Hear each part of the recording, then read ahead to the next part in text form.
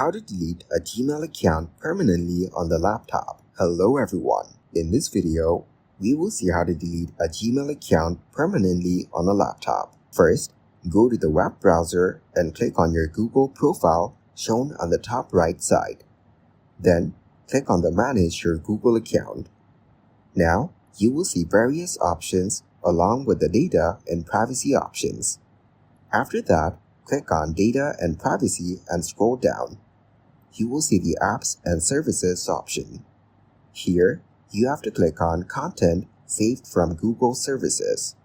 Then scroll down and locate the Gmail. Now, click on the Settings to see the Delete option. You can also reach to Data and Privacy and delete a Google service. Click on it and it will start deleting your Gmail account. Thank you guys for watching this video. Hope you got some value. Make sure to like the video and subscribe to the channel to get notified of new videos.